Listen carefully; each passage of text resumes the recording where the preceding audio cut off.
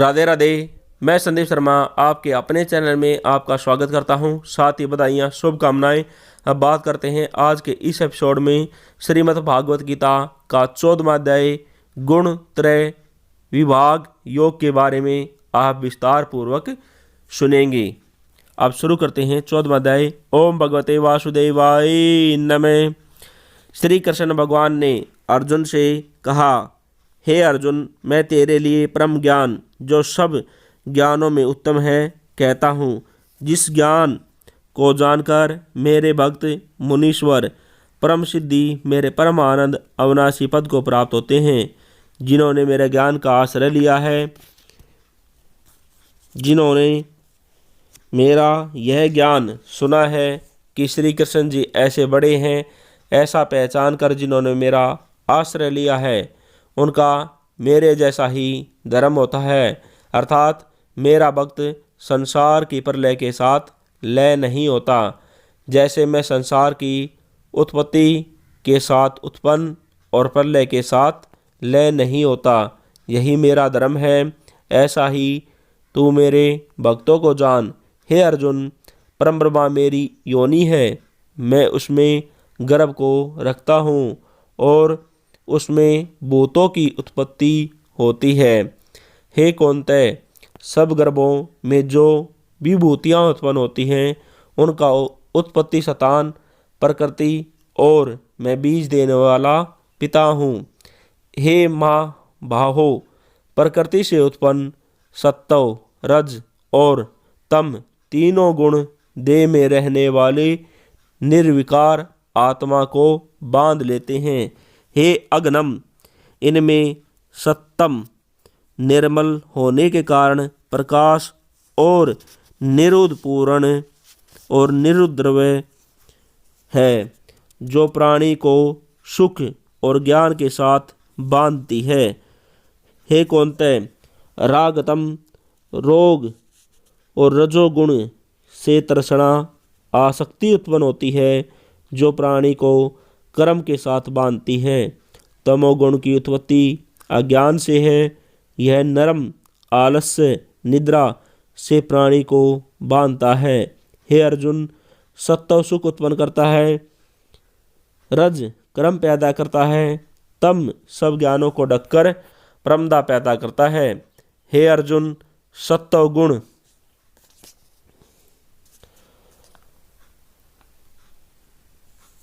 रज को दबाकर और तमो गुण को दबाकर बढ़ता है। इसी प्रकार रज सत्व और तम को और तम सत्व तथा रज को दबाकर बढ़ना चाहता है। इस देह में इंद्रियों द्वारा जब ज्ञान का प्रकाश उत्पन्न हो, तब समझिए सत्व गुण की विशेष वृद्धि हुई।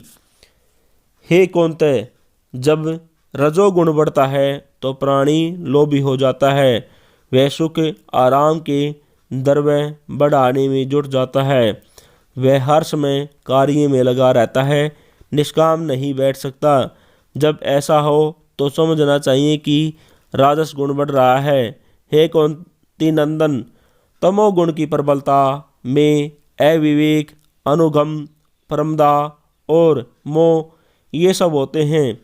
जब देह में सत्वगुण के उदय में मृत्यु प्राप्त होती है, तब वह ज्ञानियों के प्रकाश में लोक को पाता है।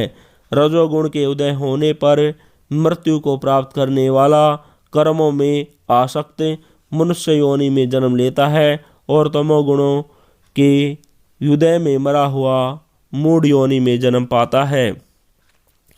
सात्विक पुण्य कर्म का फल भी सात्विक कलंक रहित होता है। राजस कर्म का फल दुख और तामस कर्म का फल अज्ञान है। सत्व से ज्ञान उत्पन्न होता है, रज से लोभ, तम से प्रमदा और मोह और अज्ञान की उत्पत्ति होती है। सात्विक पुरुष को उत्तम, राजस को मध्यम और तामसी को अधम गति प्राप्त होती है। जो दृष्टि गुणों से अलग अर्थात निर्गुण साक्षी मात्र आत्मा को जान लेता है, वह मेरे रूप को प्राप्त होता है। जो देह शरीर में उत्पन्न होने वाले सत्व रज तम इन तीनों गुणों के प्रभाव को जीत लेता है वह मृत्यु, बुढ़ापा और रोगों से छुटकर मुक्ति पाता है। हे अर्जुन, मैं इन तीनों गुणों का कौतुक देखने वाला हूँ। इन गुणों से अतीत भी हूँ। जो मुझे ऐसा जानते हैं वे मेरे परम आनंद अविनाशी पद को प्राप्त होते हैं। जो प्राणी मुझे इस प्रकार जानता है वह जन्म, मरण और बुढ़ापे के दुखों को काटकर मुक्ति होता है। इस ब्रह्म ज्ञान के अमृतपान करने से संसार में जन्म मरण नहीं होता। यह वचन सुनकर अर्जुन ने दीनदयाल श्री कृष्ण भगवान से पूछा, हे भगवान, हे कृपा निधान, यह जीव जो तीनों गुणों से बंधा है इसके छूटने की क्या विधि है और उसके क्या लक्षण हैं जो देह के साथ होने पर भी तीनों गुणों से अतीत है। अर्जुन की विनय सुनकर श्री कृष्ण भगवान बोले, हे अर्जुन, जो देह के साथ होते हुए भी तीनों गुणों से अतीत हैं उनके लक्षण सुन। वह गुणों को देह में उपजाता बरसता जानता है, इसलिए उनसे विचलित नहीं होता। वह गुणों को बुरा नहीं मानता, इसलिए उन्हें हटाने की बात नहीं सोचता। यही उदासीन होना है। इससे मेरा क्या प्रयोजन है?